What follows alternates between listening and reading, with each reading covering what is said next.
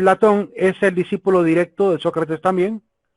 El nombre de él no es Platón, es Aristócles. Aristócles de Atenas. Es el nombre de él originalmente. Platón es un apodo que se dice que, según dicen, se lo colocó el mismo Sócrates. Porque su espalda, era un hombre de baja estatura y de espalda bastante ancha, plana. Entonces, por su espalda plana, él le llamaba Plato, ¿verdad? Platón. Y de ahí le quedó ese nombre, de la palabra de plano, que eso es lo que significaría la palabra Platón. ¿Quién es Platón? Platón es un hombre extremadamente polifacético, al igual que Aristóteles, su discípulo. En la obra que les he dejado ahí en la plataforma, en Moodle, que se llama Filosofía 1 para principiantes, que está en forma de cómics y les platicaba, pues aparece Platón y quiero al menos esta página mostrárselas, al menos esta página de entre todo lo que podríamos extraer de ahí, al menos mostrarles cómo describe a Platón esta revista. Voy a ampliarlo para que lo puedan leer bien conmigo. Platón vivió por el año 428 a.C., era un aristócrata, es decir, era alguien que le gustaba que la gente más inteligente que gobernara. El aristócrata es el que es mejor en la comunidad, el que le gusta que el poder lo manejen los mejores. La palabra aristos en griego significa, pues, el mejor, ¿verdad? Aristos significa mejor. Por lo cual, el aristócrata es el que tiene el poder, es el poder de los mejores, el poder de los más capaces, el poder de los más inteligentes. Después de la muerte de su amado Sócrates, abandonó Atenas, a la que más tarde regresó para fundar la academia. ¿A dónde se fue Platón? Según los historiadores, se fue a Alejandría. Y allá en Alejandría es donde él va a aprender la mayoría de enseñanzas que traerá a Occidente. Por lo cual habría que ver en el norte de África el origen de la filosofía occidental. La academia es lo que él va a fundar en honor al dios Apolo, perdón, en nombre de Academo, ¿verdad? En honor a Academo le llamó academia.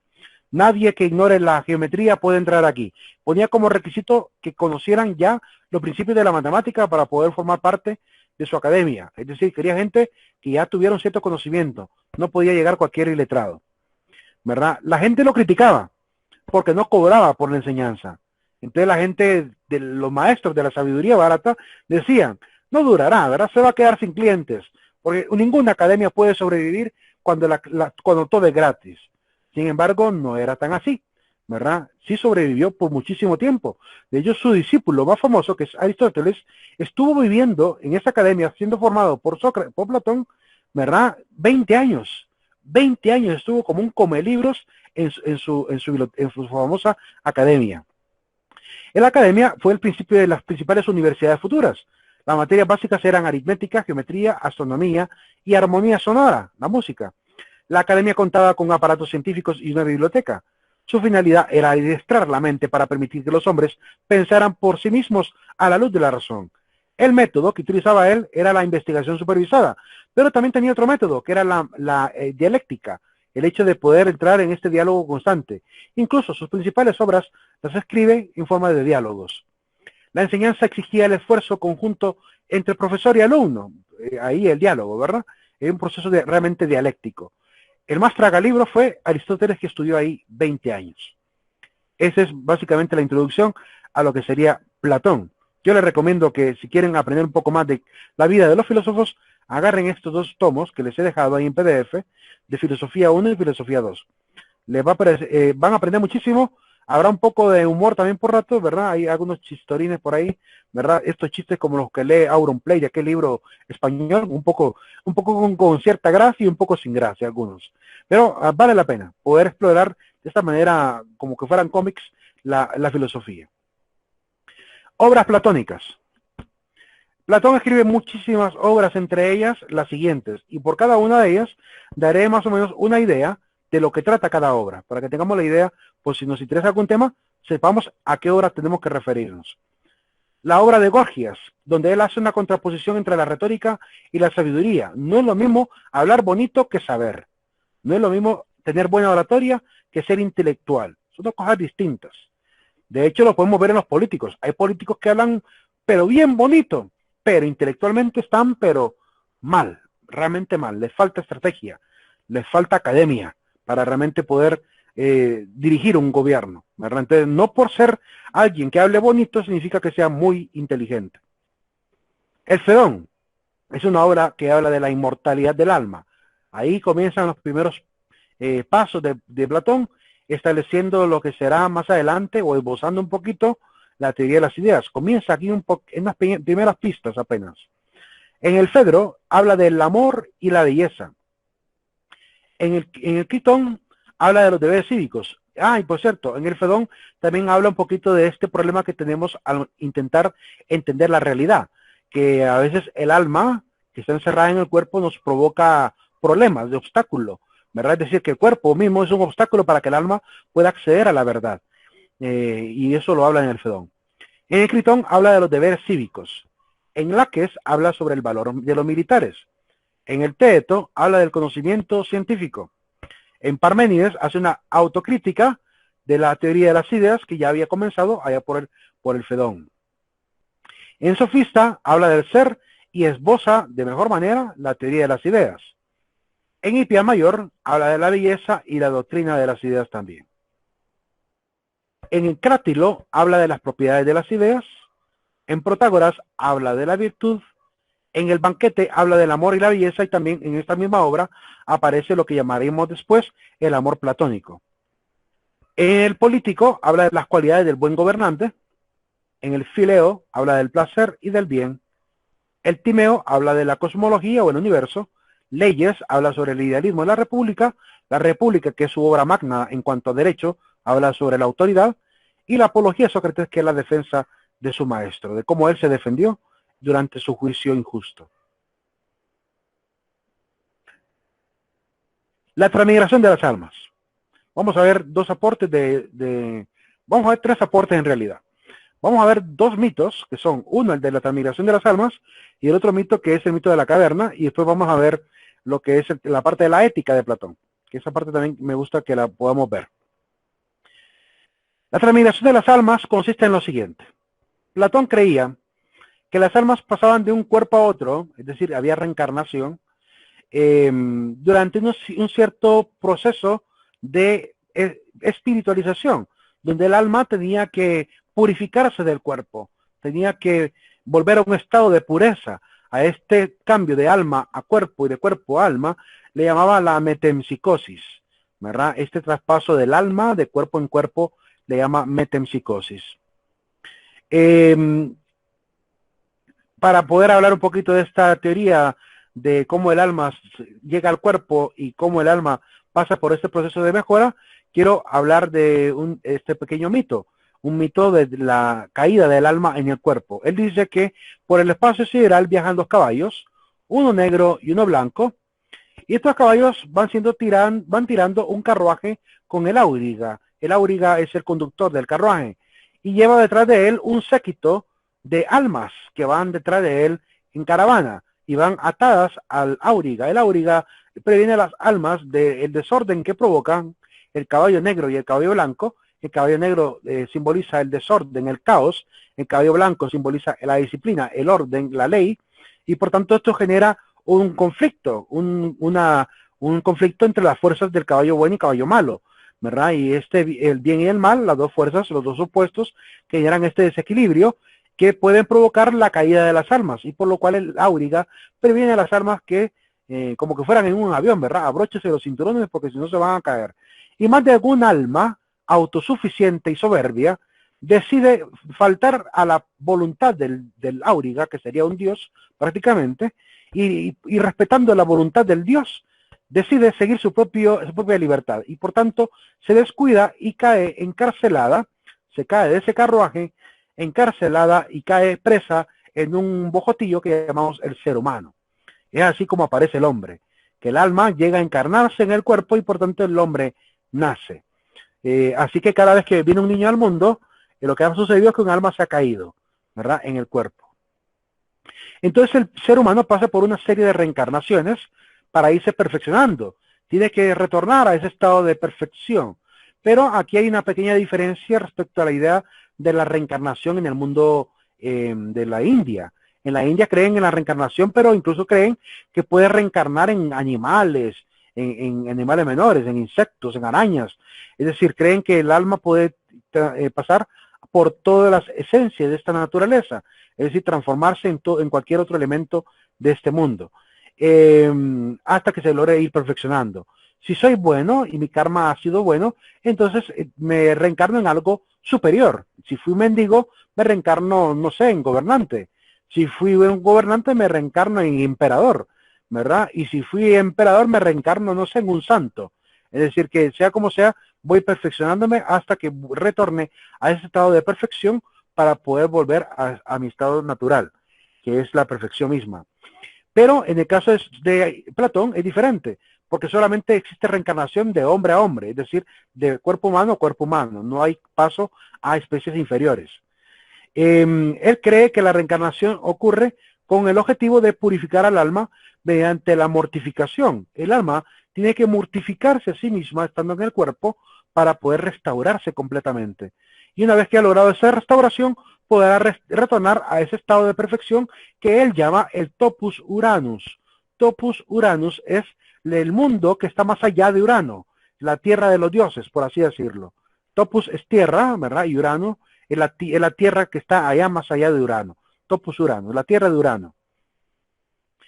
Entonces, él cree que la reencarnación ocurre de la siguiente manera. Era un circuito de al menos 10.000 años, desde la primera reencarnación hasta la última reencarnación. Solamente 10.000 años teníamos para poder hacer esta purificación. Si la lográbamos hacer en 10.000 años, podíamos retornar a nuestro estado de perfección. Y si no, nos condenábamos. Era la manera como él consideraba el tema de la condena y el premio. Luego el alma, al ser liberada, pasaba por un peregrinaje de 1.000 años. Antes de poder llegar al Topus Uranus, pasaba un peregrinaje de 1.000 años.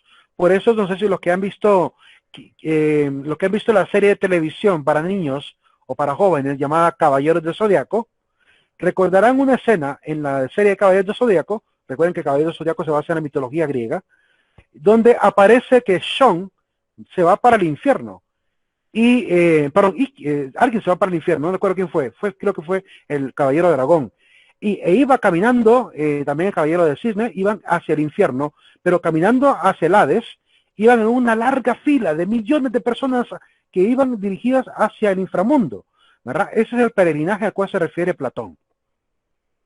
Podía pasar de ser un filósofo a rey, de rey a hombre de estado, de padre de familia a comerciante, de gimnasta, artista o médico a profeta, o sacerdote, o labrador, o artesano, o sofista, o demagogo, o tirano. Podía pasar de ser bueno a ser malo.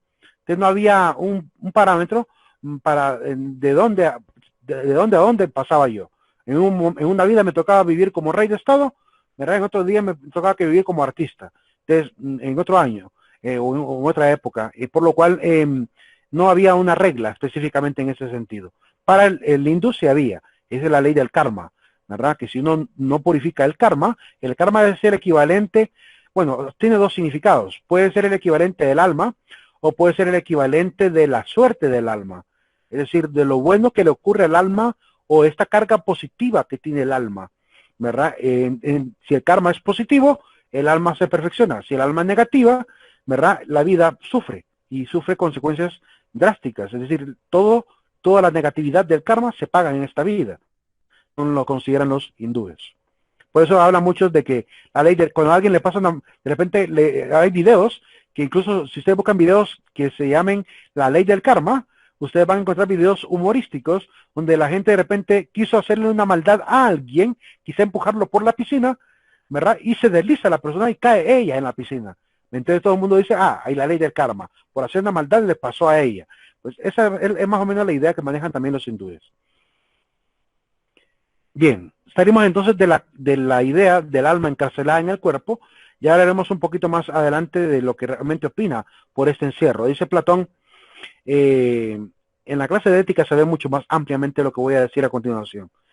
Dice Platón que cuando el alma cae en el cuerpo termina pues provocándole límite, obstaculizando al alma para que pueda abstraer la verdad. Por lo cual el alma tiene que, para poder realmente seguir buscando la verdad, tiene que empezar a liberarse del cuerpo. Y la única manera de liberar al cuerpo es castigándolo. Es decir, huyendo de los apetitos, huyendo de los placeres, ¿verdad? Y entrando a un estado de serenidad. Esa misma idea de Platón también la tienen los hindúes. Los hindúes consideran que el ser humano, para poder alcanzar la perfección, tiene que llegar a un estado que ellos llaman el estado de nirvana, un estado de perfección tal donde ya no tenga ninguna necesidad ni placer y esté en un estado completo de serenidad. Ese es el estado de nirvana, un estado de perfección donde el ser humano ya no ocupa ni comer, ni dormir, ni soñar, ni sufrir. No ocupa nada de eso, no tiene nada de eso ya. Está en un estado completamente espiritual, casi como si fuera un dios.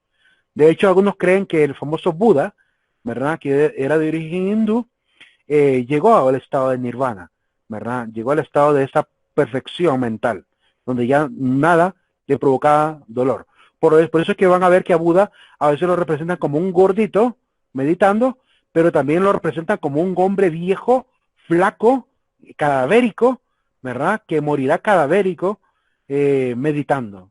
Es decir, que lo presentan también como un hombre que logró vencer todo tipo de placer y dedicarse solamente a la contemplación. Pasamos al siguiente mito, el mito de la caverna. El mito de la caverna lo explicó la compañera Lilia, ¿verdad? De hecho,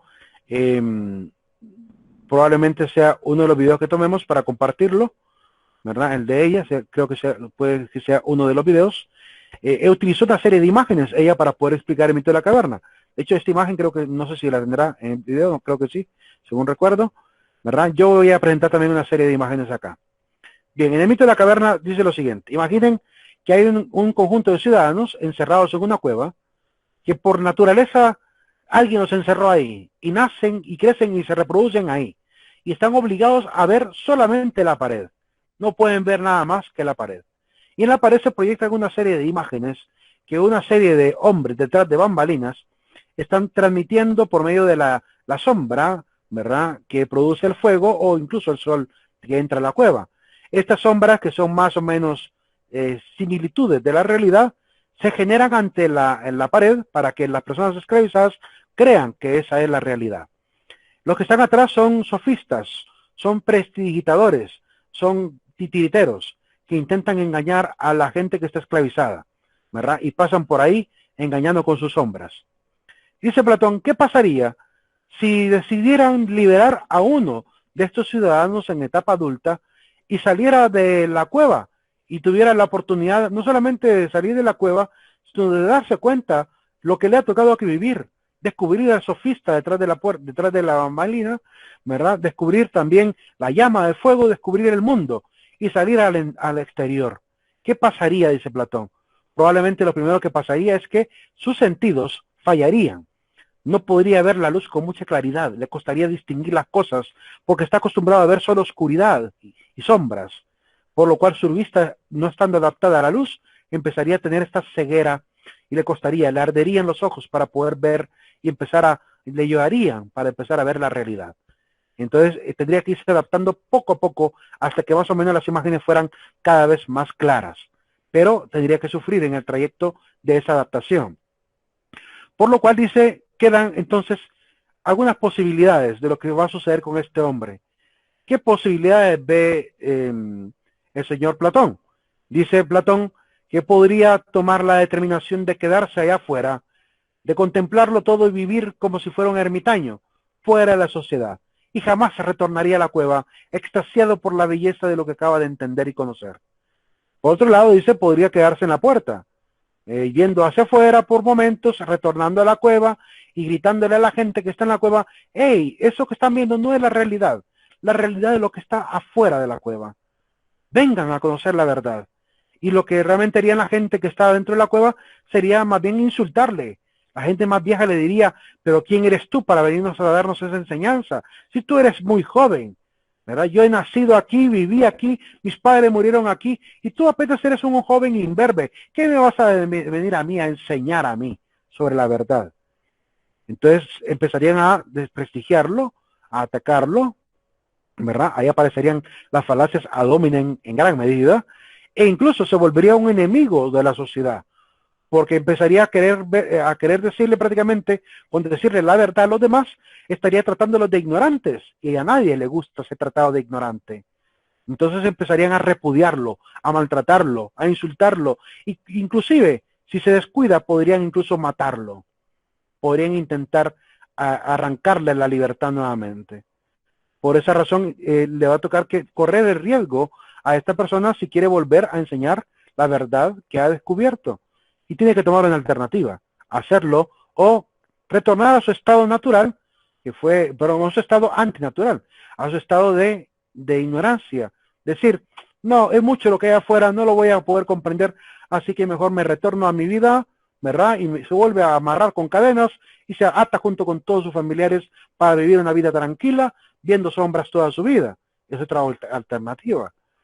Y la otra alternativa sería quedarse atrás de bambalinas, una vez entendiendo cómo es el tema del teatro, quedándose como uno de los más estafadores y charlatanes de la sociedad, queriendo verle la cara, con el poco conocimiento que tienen, a los demás, y aprovechándose de ello para su subsistencia.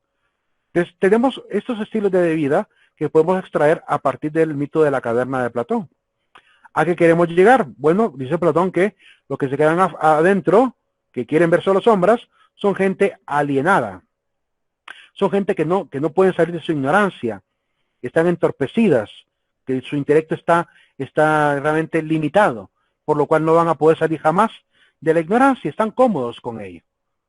Por otro lado, tenemos la postura del místico, el que se queda afuera contemplando todo, ¿verdad? Que quiere pasar viendo todo en maravilla y viendo todo color de rosa. Es la gente que no quiere ver la realidad, que se queda con el conocimiento de lo supremo, pero jamás lo comparte, se vuelve egocéntrico. He tenido compañeros que fueron devoradores de libros, que era cada semana un libro nuevo, pero a la hora de platicar y a la hora de compartir, parecían ignorantes porque no hablaban, se quedaban mudos, no sabían cómo aplicar aquello que habían leído en la vida cotidiana. Entonces no crecían, no se volvían virtuosos, se quedaban como los místicos que adquieren conocimiento, pero no lo utilizan para nada realmente útil. También está el papel del sofista, el papel del charlatán, que de esos hay muchísimos hoy en día. Los políticos, incluso religiosos, algunos de ellos son charlatanes, algunos de los políticos son charlatanes, algunos de los abogados, de los doctores son charlatanes, hay maestros charlatanes, hay de todos, en todos los niveles, en todas las carreras, hay gente que es charlatana, que intenta aparentar un conocimiento, pero cuando se le interroga, no tiene la capacidad de ir más allá de lo profundo, se queda con lo superficial apenas. Entonces es importante que entendamos que en todas las actividades humanas pueden haber sofistas, gente charlatana que lo único que intenta es aprovecharse de los demás, aprovecharse de las personas. ¿Y quién sería este que saldría a la cueva y retornaría, saldría a la cueva y retornaría, y estaría luchando con convencer a las personas, ¿verdad?, de que la realidad que ven es falsa? Esa persona que arriesgue su vida para decir la verdad es el que él llama el filósofo. El filósofo es el que enseña la realidad a los demás y está dispuesto a volverse incómodo, incluso a perder la vida si es necesario en función de la verdad.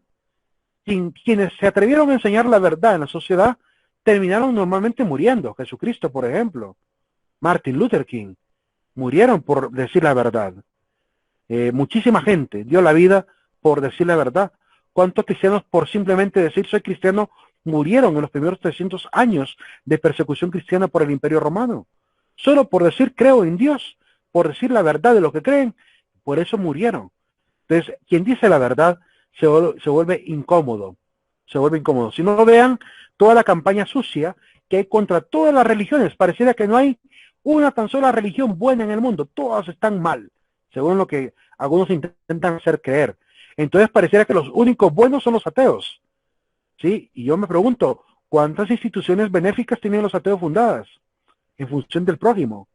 Porque las únicas que yo conozco son las que tiene la Iglesia Católica. No sé si también la Iglesia Evangélica tiene algunas instituciones de beneficencia social, donde ayudan a la gente más desprotegida, donde dan ayudas. Ahorita para la pandemia yo pude ver al pastor Germán Ponce ayudando a los demás. No he visto a alguien que se declare ateo y haciendo lo mismo. Es decir, que públicamente se ha declarado ateo y llega a lo mismo. Como este montón de políticos del lado izquierda que se han declarado algunos de ellos ateos, no los he visto funcionando en función del pueblo. Y son políticos. Y son políticos. ¿Cuántos de ustedes han visto a los políticos ayudando en la pandemia? Gente que está ganando hasta 100,000 lempiras mensuales de sueldo. ¿Cuántos han visto que han hecho obras de caridad a la gente? No se ha visto que hayan proyectado parte de lo que reciben. No, para nada. La gente humilde, la gente de iglesia, la gente de las iglesias, es la única que se mueve en función del prójimo. Y es la única que ahorita anda luchando por siempre enseñar la verdad. Al ateo no le interesa enseñar la verdad. Le interesa que los demás sean ateos para que no le ataquen a él moralmente. Porque quien le ataque a él moralmente es su enemigo. El ateo lo único que está buscando es tener libertad plena de hacer lo que le da la gana sin sentir culpa alguna. Pero si hay una iglesia que le dice que lo que hace está mal, evidentemente es alguien que le estorba. Y de igual manera como el filósofo que dice la verdad, estorba socialmente.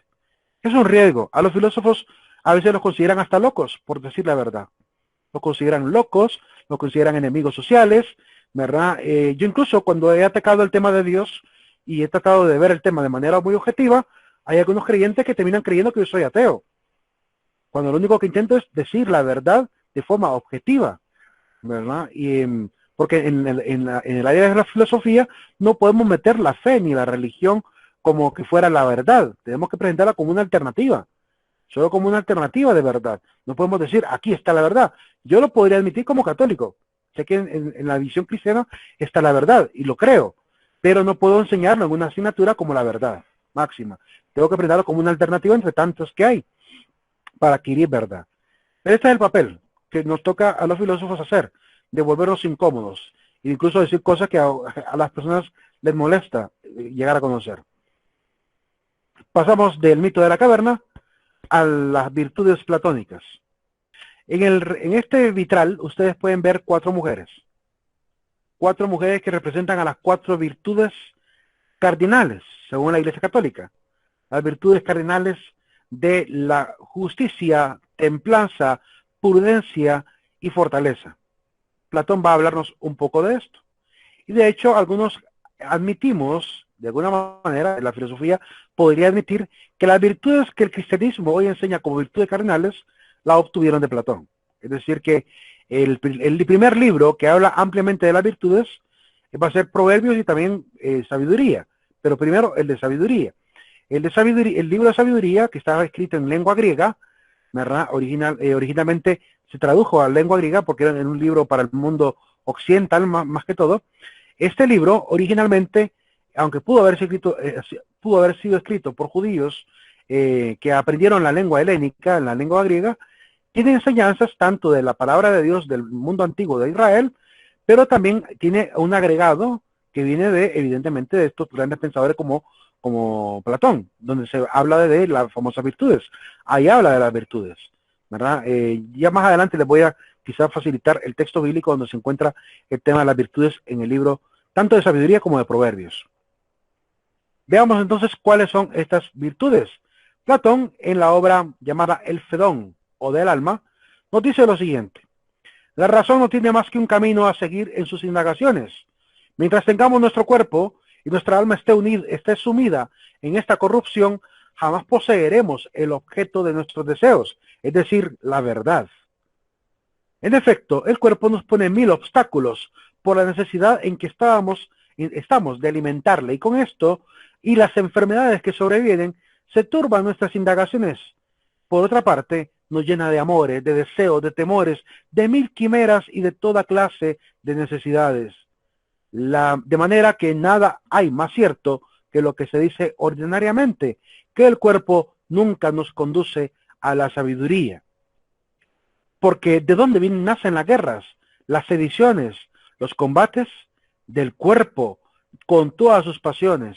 En efecto, toda la guerra no procede sino de la ansia de amontonar riquezas, y nos vemos obligados a amontonarlas a causa del cuerpo, para servir como esclavos a sus necesidades. Con el Fedón, Platón está hablándonos de esta esclavitud del alma. Entonces, ¿qué es lo único que nos puede alcanzar verdaderamente la búsqueda de la verdad y la perfección que andamos anhelando? Va a ser la virtud. He aquí por qué no tenemos tiempo para pensar en la filosofía. Y el mayor de nuestros males consiste que en el acto de tener tiempo y ponernos a meditar, de repente interviene el cuerpo en nuestras indagaciones, nos embaraza, nos turba y no nos deja discernir la verdad, nos da fatiga, nos da sueño, nos da cansancio. A ustedes les pasa seguramente cuando estudian. A la hora de estudiar seguramente da, ay, aquella ganita de irse a soñar, de irse a dormir, ¿verdad? El cuerpo nos sirve de obstáculo para adquirir la verdad.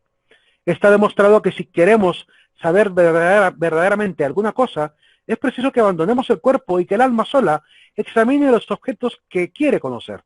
Solo entonces gozaremos de la sabiduría de que nos mostramos tan celosos, como filósofos, amantes de la sabiduría, es decir, después de la muerte y no durante la vida. Por tanto, para Platón la verdad la sabremos hasta que muramos. La razón misma lo dicta, porque si es imposible conocer nada en su pureza mientras vivimos en el cuerpo, con el cuerpo, es preciso que suceda una de estas dos cosas, o que no se conozca nunca la verdad, o que se conozca después de la muerte, porque entonces el alma libre de esta carga se presentará a sí misma, se pertenecerá a sí misma, pero mientras estemos en esta vida no nos aproximaremos a la verdad, sino en razón de nuestro alejamiento del cuerpo, renunciando a todo comercio con él y cediendo solo a la necesidad. Entonces, como pueden ver, el cuerpo para Platón es un grave problema, ¿verdad? A esto le llamamos el dualismo de Platón. Él considera que el ser humano está repartido en cuerpo y alma, y estas dos naturalezas están peleadas entre sí, ¿verdad? Están luchando. El alma por liberarse del cuerpo y el cuerpo doblegando al alma. En las partes del alma, ¿verdad? Platón habla de que el alma goza de tres partes, y cada parte del alma también tiene que ver con una parte del cuerpo, y cada parte del cuerpo simboliza una clase social, y cada clase social tiene que cultivar una virtud específica. Pues hacia eso vamos. Voy a presentarles ahorita la anatomía según Platón, la anatomía de la ética según Platón. Dice Platón que hay tres tipos de almas: el alma racional, el alma irascible y el alma apetitiva. Y están ubicadas las flechas apuntando a diferentes partes del cuerpo. Dice que esta alma racional, a la cual le llamamos el nous, el logos, ¿verdad? Es la única capaz de poder percibir el logos. El nous es la inteligencia, es la razón. La razón es la única herramienta que me permite acceder al logos. Y está representado por la cabeza, ¿verdad? Es un alma de tipo inmortal, simbolizado en la cabeza. Y la virtud que debemos cultivar, pero primero la clase que representa la cabeza es el rey. El rey representa la cabeza de la sociedad. Si miramos la sociedad como que fuera un organismo, entonces la sociedad tiene cabeza, también tiene pecho y tiene también órganos, ¿verdad?, de carácter apetitivos. Entonces ya vamos a ver que en la clase que representa al alma racional es la clase del rey. Por tanto, el rey, para poder gobernar correctamente y ser justo, tiene que aprender a cultivar una virtud, la virtud que llamamos la prudencia, que es la sabia prudencia. En griego es phronesis Sofía. Phronesis es sabiduría, es prudencia, y sophos o Sofía es sabiduría. Desde la sabia prudencia, la phronesis Sofía. Y debe cultivar esta virtud para poder ser un gran estratega, un gran gobernante. Por otro lado está el alma irascible. El alma irascible en el mundo griego se le llamaba el timos o el cimos. El cimos está representado por un alma de tipo mortal que está en el pecho. De hecho, es en el pecho donde sentimos la ira.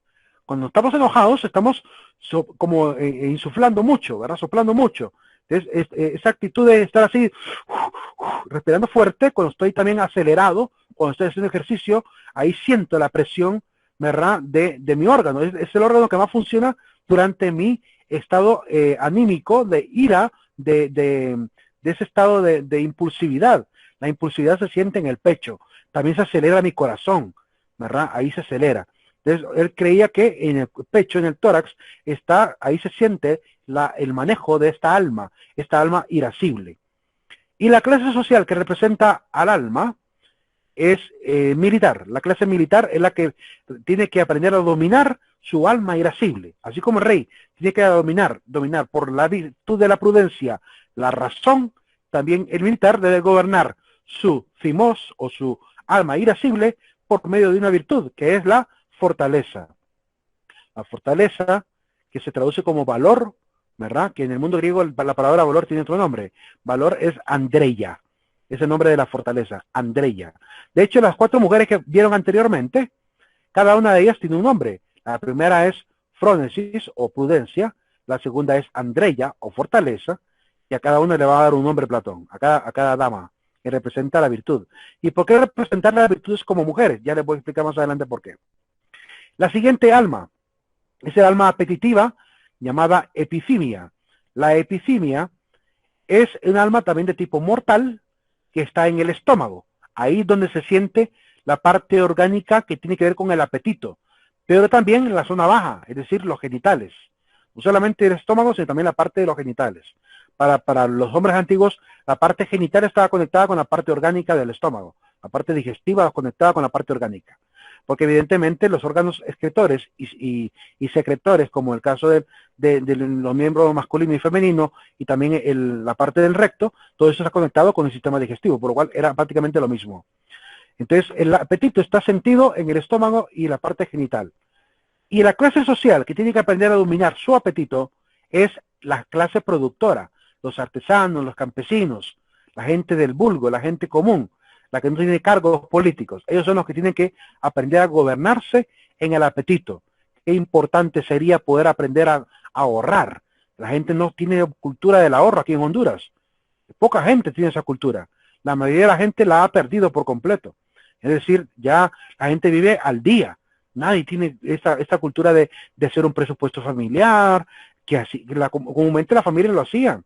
Desde la antigüedad las familias hacían un presupuesto familiar, que es lo que realmente van a ocupar para poder vivir, por lo menos de hace 200 años para acá, desde que los grandes economistas aparecieron, ¿verdad? La gente es acostumbrada a manejar una contabilidad familiar, y hoy en día no. Hoy en día vamos viviendo con lo que podemos observar en la cartera, y según lo que tengamos en la cartera íbamos calculando, ¿verdad? Y no es esa la manera de poder gobernar la familia. Entonces, por lo cual tenemos que aprender a dominar el apetito, no comprar cosas innecesarias, no malgastar el sueldo, apenas recibimos el sueldo y se nos va rápidamente, ¿verdad? Y se nos va a los 3, 4 días, ya estamos otra vez empobrecidos y no tenemos la capacidad de tener previsión. Por lo cual es importante para el productor aprender a dominar el alma apetitiva mediante una virtud que se llama la templanza, que en el mundo griego le llamaban sofrosine. La sofrosine es la templanza. ¿Qué es la templanza? Ya la vamos a definir más adelante. La templanza es la capacidad de poder controlar los apetitos. Es la virtud que me permite a mí manejarme en el margen de la honestidad respecto a mis apetitos, para poder manejar correctamente. Que si me gusta de repente tomarme una cervecita, no me paso de una cervecita. Mido realmente no pasarme de ahí. Es decir, que yo tengo la habilidad y la madurez para poder manejar los placeres de la vida con medida, para no caer en el vicio. La templanza me hace huir del vicio, me guarda en la temeridad para no caer en el vicio, porque el vicio corrompe al hombre. Por lo cual podemos ver que hay culturas en este mundo, países donde, por ejemplo, tomarse una cerveza no es problema, porque es algo cotidiano. En España, por ejemplo, en Alemania, tomarse una cerveza es algo muy normal, como quien se toma un fresco aquí, como quien se toma una adrenalina acá. Es así, ¿verdad? Una bebida fuerte para alguien que se atreve a tomar una bebida fuerte, nada más.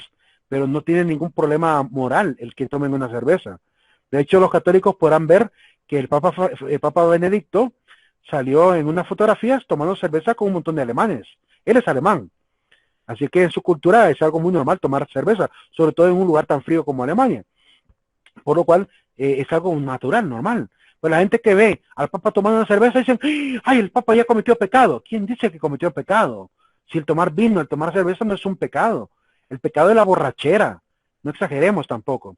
La gente pierde el horizonte de la rectitud de lo que es realmente la moral porque se vuelve demasiado leguleya y extremadamente cuadrada respecto a la moral. Y no, también hay un acto de libertad humana.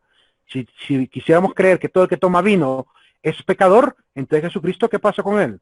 Él no fue el que multiplicó el vino en la boda de Caná. No fue él el que celebró la última cena con vino.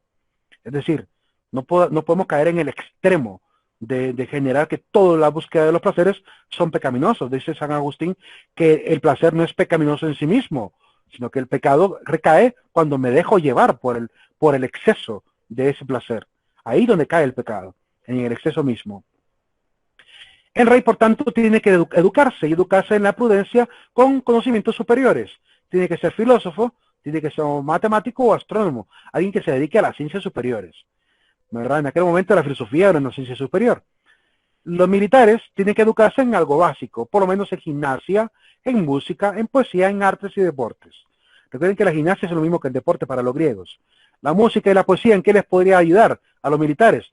Simple, un militar, si solo se educa en la guerra, pierde la humanidad. Y la música y la poesía le devuelve la dignidad, le devuelve la humanidad que puede perder solo guiándose por la actitud bélica. Por lo cual la música y la poesía le mantiene en equilibrio con el tema de la virtud. En verdad, lo mantiene en equilibrio como un ser virtuoso. No significa que el rey no pueda tener fortaleza, ni que el militar no pueda tener prudencia. Claramente que todas las clases sociales pues tienen que cultivar las 4 virtudes, pero cada una de manera especial, como rey, militar y productor, con cada una de las virtudes que hemos mencionado. Pero evidentemente todos debemos cultivar la prudencia, toda la fortaleza, toda la templanza. Y en el caso de los productores deben formarse por lo menos en oficios, al menos en ello. No tienen una educación específica. En la antigüedad no era necesario. Con solo aprender ganadería, agricultura, carpintería, con solo aprender esas artes, ¿verdad? La mineralogía, era suficiente para poder sobrevivir, ¿verdad? Por lo cual no había necesidad de formarse en más que eso. Hoy en día no nos gusta quedarnos ahí. Entonces, no era necesario formarse en grandes disciplinas, pero hoy en día no queremos ser ignorantes. Hoy en día queremos también formarnos en todas las ramas que pudiéramos formarnos, ¿verdad? Incluso escalar a niveles superiores, ¿verdad? Algunos quieren estudiar, no sé, mecatrónica, astronomía, quieren estudiar la matemática en extremo, quieren volverse grandes matemáticos, ¿verdad? Y algunos como yo, nos hemos simplemente afanado por la filosofía o la teología y ahí nos sentimos plenos. Si a mí me preguntan si realmente me satisface haber estudiado filosofía y teología, digo, sí, muchísimo, muchísimo, me satisface en todos los sentidos. Hay gente que me pregunta, pero ¿y de qué vive un filósofo? Pues miren, doy clase, doy clase, es una forma de vivir, ¿verdad? Para educar a la gente a abrir la mente, a crear criterio, a mantener objetividad, cosas que no enseñan las demás disciplinas. De la filosofía se vuelve importante al grado que en todas las universidades del mundo existe la filosofía como clase propedéutica para iniciarte en las diferentes disciplinas. Esa es la razón por la cual aparece al principio de los planes académicos, porque es una clase propedéutica para volverte habilidoso en ser perspicaz, en manejar la inteligencia de una mejor manera, tener esa astucia, ¿verdad? Despierta un poco esto, la astucia. Ahora, dije que eran 4 virtudes. ¿Y qué pasa con la última? ¿Dónde está? ¿En qué parte del cuerpo está? No está en ninguna parte del cuerpo. La última virtud, dice Platón, se alcanza cuando el rey, el militar y el productor cumplen a cabalidad con todas las virtudes. Si todos trabajan, el rey prudentemente, el militar con gran fortaleza y el productor con mucha templanza, se alcanza la última virtud, que es la justicia. Dice, el alma en sí misma es justa. Cuando las partes inferiores se someten a la superior, también alcanzan justicia. Y la polis también es justa. Cuando las clases inferiores se doblegan a los dictados de la clase superior, en este caso, cuando los productores y militares obedecen a su rey, evidentemente alcanzan también una civilización justa. Y esa justicia, pues, prácticamente genera la armonía universal. Si tenemos reyes que no roban ni matan, sino que son prudentes, y tenemos militares que no maltratan a los ciudadanos, sino que los defienden, y tenemos productores que no malgastan los recursos, sino que los utilizan sabiamente, ¿qué tipo de sociedad tendremos? Pues una sociedad justa, una sociedad ideal. Por tanto, la última virtud aparece por efecto dominó de esta naturaleza de las virtudes practicadas por todas las clases sociales, ¿verdad? Esa es la gran enseñanza de las virtudes según Platón. En cuanto a la búsqueda de la excelencia, los griegos llamaban excelencia al arete. Vamos a ver un poquito el tema del arete y las virtudes cardinales. Ahí aparecen las 4 mujeres. Vean que cada una tiene implementos en sus manos. Quiero explicarles por qué cada uno de estos implementos. Ahí están los nombres en griego y los nombres en castellano. Sofrosine es templanza, prudencia es prudencia, o mejor dicho, la fronesis, y la Andrea es fortaleza, y dikaiosine es la justicia. Ese es el nombre que le da Platón a la dama, dikaiosine, porque viene de la palabra dike, que significa ser justo. ¿Qué es la templanza? Vamos a definirlo con un concepto para que lo tengan también ahí. Dijimos que es una facultad de tipo apetitiva y se rige por un lema. El lema es mídase el todo. ¿Qué significa medir el todo? Significa tener moderación. Viene de la palabra temperare, que en latín significa pues medir. Tiene que ver con la moderación, la capacidad de poder medir la temperatura. Temperare es medir la temperatura, tener moderación. Pues en este sentido, la facultad es prácticamente una búsqueda de manejarse entre el justo medio, entre lo frío y lo caliente, es decir, manejar una actitud templada, ¿verdad? En el justo medio, diría Aristóteles más adelante. El justo medio es el punto central entre dejarse guiar por la virtud y disfrutar de los placeres, por lo cual regula la atracción por los placeres y procura el equilibrio en el uso y disfrute de los bienes creados, asegura el dominio de la voluntad sobre los instintos y mantiene los deseos en los límites de la honestidad. Esa es la definición de lo que sería la templanza, y quiero explicarles la imagen. En la imagen ustedes pueden ver a la mujer sirviéndose una jarra en una copa, pero está viendo la copa, no está viendo la jarra, mira la copa, está viendo la copa para poder medir la cantidad de vino que se va a tomar. Entonces, en ese sentido es lo que intenta explicar la imagen. Una mujer hermosa, porque la virtud es bella, la virtud nos embellece. De hecho, en el proverbio dice que el hombre sabio, ¿verdad?, tiene belleza, aunque no tenga belleza física, tiene una belleza espiritual, que lo hará atractivo ante las mujeres, dice el libro de Proverbios. Es decir, el hombre sabio termina siendo atractivo para la gente que valora la virtud. Y por eso, no sé si se han fijado, que en este mundo hemos visto parejas donde una mujer anda con un hombre feo. No sé si lo han visto. Mujeres andando con hombres feos, mujeres guapas con hombres feos. Y no necesariamente son ricos. Hay hombres feos que viven, son de una clase media, pero andan una mujer guapísima. Y uno se pregunta, ¿cómo lograron tener una mujer tan guapa? Si no son hombres ricos. Lo lograron con el carisma. Tienen carisma, tienen esa habilidad y ese conocimiento que los hace ser atractivos. Y la mujer a veces se ve atraída por hombres también que muestran un cierto grado de intelectualidad o astucia. Entonces, ese nivel también hace que ver al ser humano, ¿verdad? En el caso de los animales, es la fuerza la que determina al macho alfa. Pero en el caso de los seres humanos, los machos alfa de este mundo son los más inteligentes. Si no, pregúntenle a Bill Gates o a Elon Musk. Pregunten a estos hombres que son los magnates de este mundo, cómo llegaron a ser magnates. Son el macho alfa de este mundo. ¿Por qué? Son los hombres más ricos del mundo. ¿Y cómo lo lograron? Con el intelecto.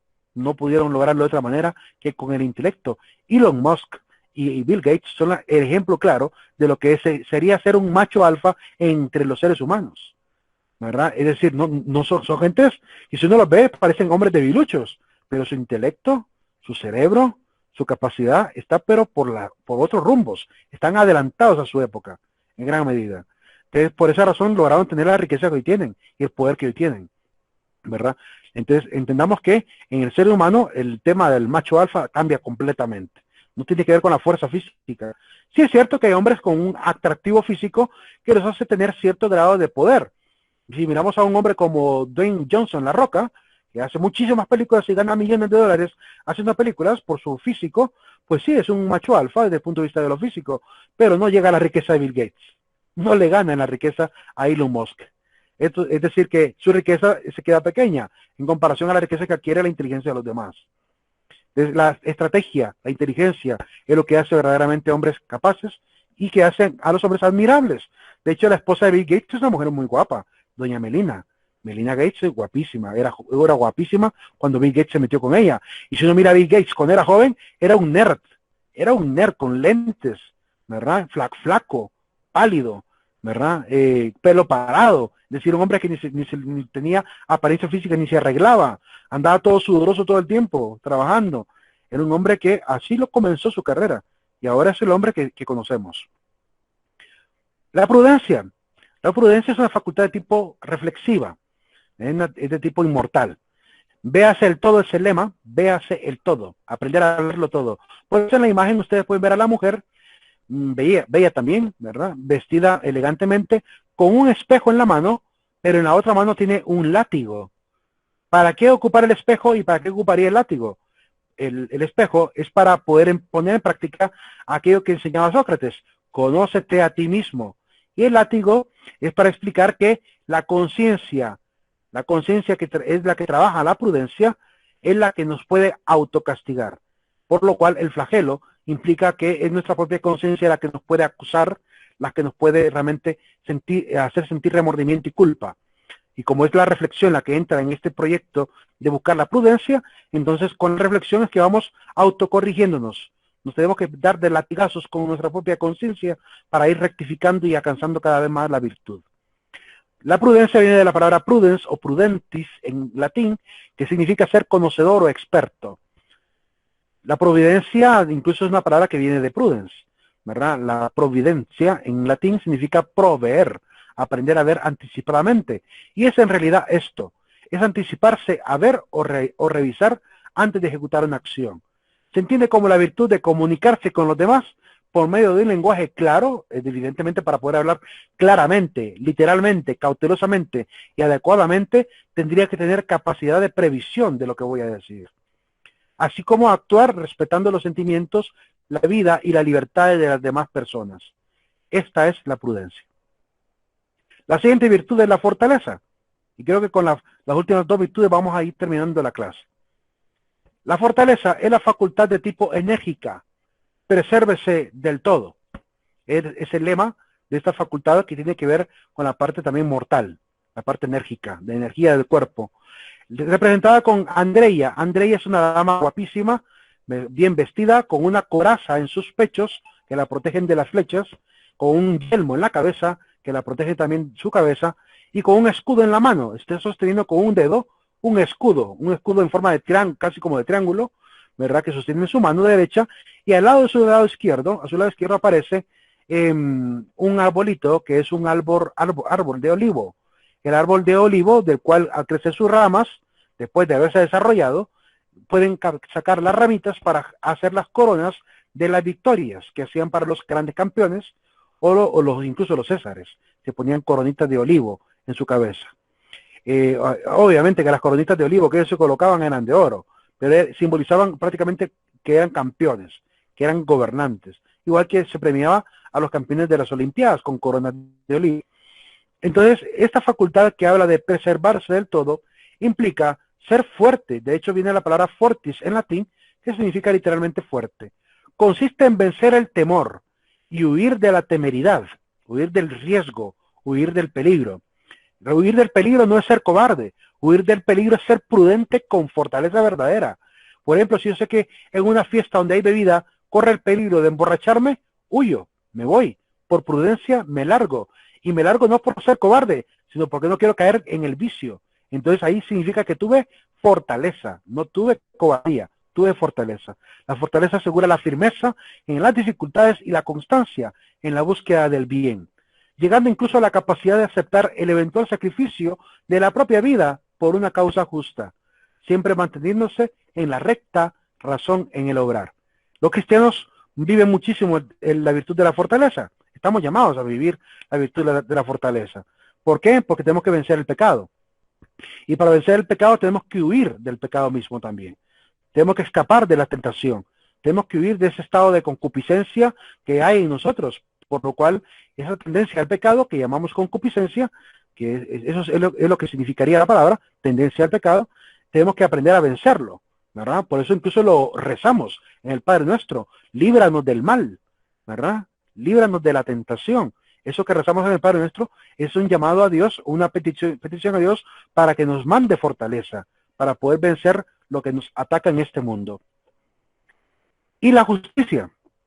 La justicia es la dikaiosine.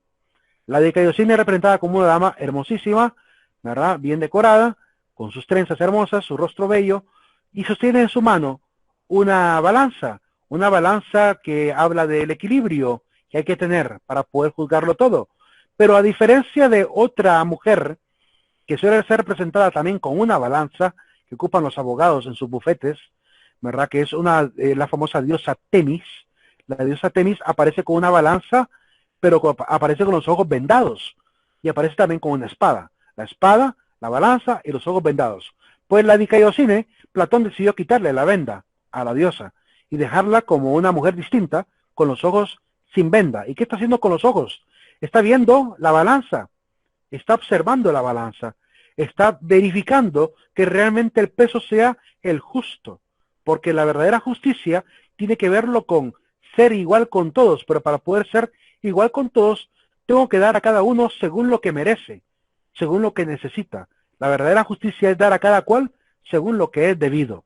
Y para eso tengo que aprender a ver no solamente la medición imparcial de la balanza, sino que la balanza, aunque me dé una medición exacta, que es la justicia, el derecho, aunque el derecho me diga, esta es la norma que tienes que aplicar para este delito, tengo que tener también conciencia de ver que si voy a condenar a alguien, será también bajo el contexto de la vida de ese alguien. Por tanto, tengo que someter a ese alguien a un juicio. No solamente porque lo encontraron con una gallina en las manos, lo voy a meter preso de una sola vez. Tengo que ver por qué es que se atrevió a robar y por qué buscó eso. Ya tuvimos un caso aquí en Honduras y con este caso termino. El caso que tuvimos en Honduras fue de un padre, no sé en qué comunidad, si fue en Comayagua o fue en Tegucigalpa, que decidió ir a un mercado a robar, a romper candado de una tienda donde vendían en el mercado mochilas, y quería robarse una mochilita para venderla. Lo capturan antes de que rompa el candado, llevaron a la policía a tiempo y lo capturan. No logró romper el candado, ¿verdad? Y estaba intentando robar. Lo capturan y lo llevan preso. Pero mientras lo llevan preso, el hombre rompe en llanto y empieza a decir una palabra constante. Empieza a decir, Alexito, Alexito. Eso es lo único que escuchamos en la grabación del video, donde se ve al hombre que lo están subiendo a la patrulla. Después la gente indagó quién es Alexito, por qué mencionar ese nombre.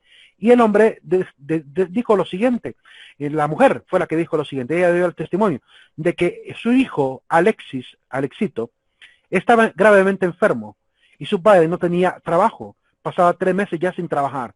Y él decidió, al no encontrar trabajo, la única alternativa era intentar hacer un robo para vender y comprar el medicamento de su hijo. Entonces la esposa orgullosa dijo lo siguiente, yo sé que el hombre es honesto, porque él jamás lo había intentado hacer. Es la primera vez que lo intenta hacer y es por esta condición en la cual estamos. Es decir, es porque mi hijo está grave y no estamos desesperados ya. Yo no tengo trabajo, él tampoco tiene trabajo y estamos desesperados por la salud de nuestro hijo. Al final la gente solicitó a las autoridades que liberaran al hombre y lo liberaron, porque al final no terminó el delito.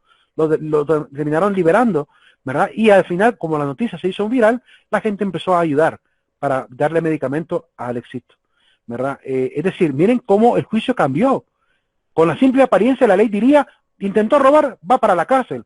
Pero el juicio popular, la Vox Populi, dice lo contrario. Habla con una justicia mayor todavía, que supera incluso el derecho, que lo supera. ¿Por qué? Porque en el contexto de los seres humanos tenemos que aprender a ver también la naturaleza humana, las dificultades humanas. No solamente juzgar como que fuéramos máquinas, sin sentimientos. La justicia no funciona de tal forma en este mundo porque a muchos jueces les falta sentimiento.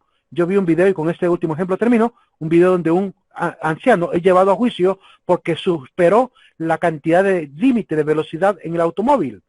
Y el juez que lo interroga le pregunta por qué iba corriendo. Y le dice, es que, mire, yo soy padre de familia y mi hijo está grave y yo lo llevaba al hospital. Entonces el juez le dice lo siguiente, usted es un buen padre, usted ni siquiera tendría que estar aquí, así que le liberó de todos los cargos y queda libre. Ese tipo de justicia es la que ocupamos en este mundo. No la justicia mecánica, matemática, porque esa justicia matemática falla. En este país tenemos muchísimas injusticias, porque todo se maneja como matemática, ¿sí? Y no tenemos la conciencia social necesaria para juzgar rectamente. Comenzamos a ver el amor platónico. Comenta Platón que lo que aprendió acerca del amor lo aprendió de Diótima de Mantinea. Así aparece en la obra de El banquete. Las ideas, por tanto, se las debemos a ella, que era una sacerdotisa o profetisa, ¿verdad? Una vidente.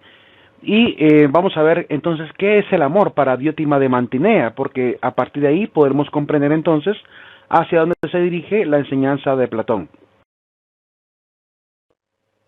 Según Diótima, hay 2 tipos de amor, el amor físico y el amor espiritual. Veamos las características de cada uno. El amor físico puede ser egoísta y posesivo. El amor espiritual tiene finalidad universal para el servicio de la humanidad. El amor físico preserva a la persona, mientras que el amor espiritual preserva los valores.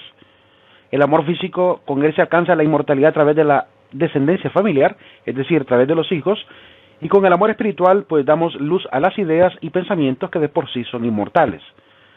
El amor físico genera ciudadanos buenos o malos. El amor espiritual genera arte y ciencia.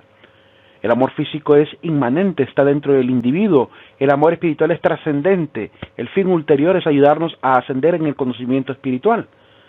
El amor físico se basa en las apariencias, el espiritual se presenta tal cual es y sin apariencias.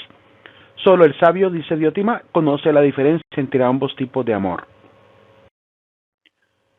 En el banquete se nos narra que nace Afrodita y se celebra un banquete celestial.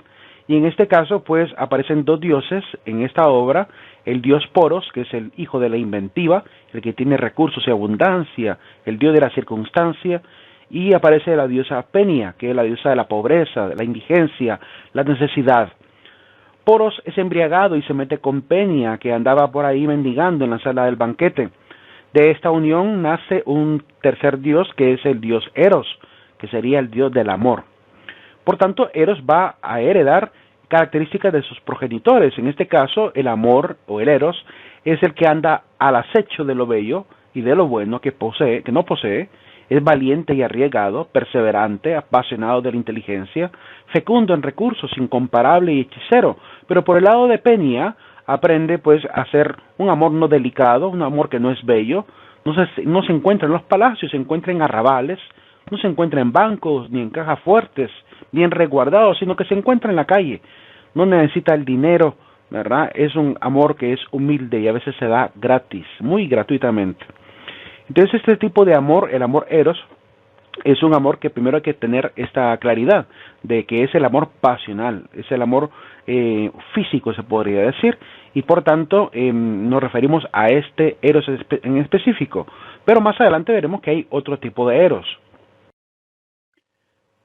Diotima nos dice que hay dos tipos de amantes también, el amante joven que es delicado, el amante viejo que es ingenioso y manipulador. Es importante que las parejas aprendan a entender que las diferencias entre edades sí pueden provocar problemas de pareja, porque hay una diferencia generacional muy evidente que podría pues arriesgar el gusto que se comparte, mientras que el joven es aventurero, ¿verdad? El viejo quiere estar ya en el hogar, ¿verdad? Entonces es importante mantener que las relaciones de pareja sean entre personas de la misma edad para que no entren en estos problemas. Si de por sí el matrimonio ya es una tribulación, pues generar este tipo de grandes diferencias puede generar más tribulación aún. Entonces, es importante aprender a llevar una relación de pareja sana, ¿verdad? No digo que las parejas que tienen diferencia de edad no sean sanas, simplemente digo que han tenido más problemas, han generado más conflictos. Y quien diga que no ha pasado por conflictos por la diferencia de edades, realmente es hipócrita, porque en realidad la realidad que nos dice la experiencia misma, ¿verdad? Con familiares, amigos, compañeros, es que siempre van a haber problemas por temas de diferencia generacional. Quizá la chica quiera ir a bailar y ella no quiera andar bailando, ¿verdad? Entonces es importante tener en consideración eso. Sobre el amor, lo más importante de este Diotima es que en realidad este es un anhelo por la inmortalidad. Y en este sentido, pues todos tenemos un deseo de fama eterna. Y así en el amor erótico, pues podemos tener esta fama eterna a través de los hijos. Y en el amor supremo que vamos a mencionar en adelante, pues también queremos que las ideas se perpetúen y permanezcan en el género humano. El amor platónico, por tanto, primero hay que diferenciar qué es el amor platónico públicamente. Públicamente entendemos que es aquel tipo de afecto físico o amor no correspondido y el cual solamente se queda como un ideal, pero esta definición es muy corta y esta definición además es muy pobre en comparación al verdadero amor al cual Platón nos quiere llevar. Por lo cual entendamos, es una forma, el verdadero amor platónico es una forma de amor y amistad en que no hay un elemento sexual. Una vez alcanzado más bien el encuentro sexual, deja de ser amor platónico. O este se da de forma mental, imaginativa o ideal y no de forma física. Entonces, una primera diferencia es que el amor platónico, como lo entiende el mundo, ¿verdad? Como lo entiende el resto de ciudadanos y no como lo entienden los filósofos, es un amor que tiene que ver con este afecto, ¿verdad? Físico de atractivo, que tiene que ver con el atractivo sexual. Pero en el caso del amor platónico no, el amor platónico no tiene nada que ver con la parte física, sino más bien con la parte ideal o espiritual de las personas. Hay dos tipos de eros, dijimos, el eros pandemos y el eros uránico. El eros pandemos es hijo de Afrodita Pandemos, que es la diosa del eros pasional o terrenal o físico, y la Afrodita Urania, que es hija de Urano, ¿verdad? La primera es hija de Zeus, la segunda es hija de Urano. Afrodita Uránica, ¿verdad? Tiene un hijo llamado Eros, que es sublime y es espiritual, ¿verdad? Por lo cual la mitología nos intenta hacer o diferenciar es dos tipos de amor, el amor que es físico y el amor que es espiritual. Me gusta incluso las dos imágenes que he colocado, en la que aparece Afrodita como amada y amante, ¿verdad? Y su hijo Eros ahí.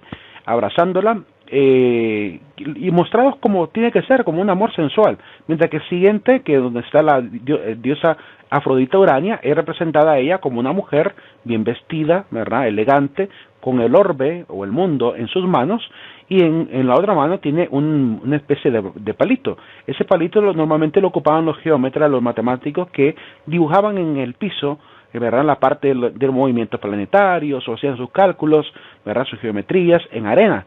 Entonces, ese es simboliza más bien el hecho de estar enfocada en la ciencia, por lo cual el amor erótico tiene que ver, el erótico uránico tiene que ver con el intelecto.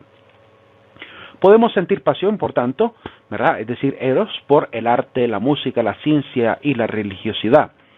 Así el amor platónico también es erótico, pero eróticamente uránico. No está limitado a lo físico, sino a lo espiritual.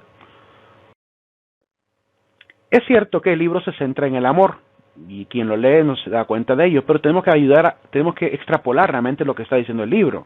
Al final el libro nos está llevando hacia el amor, a la sabiduría, que es lo que en definitiva pretenden sostener todos los filósofos.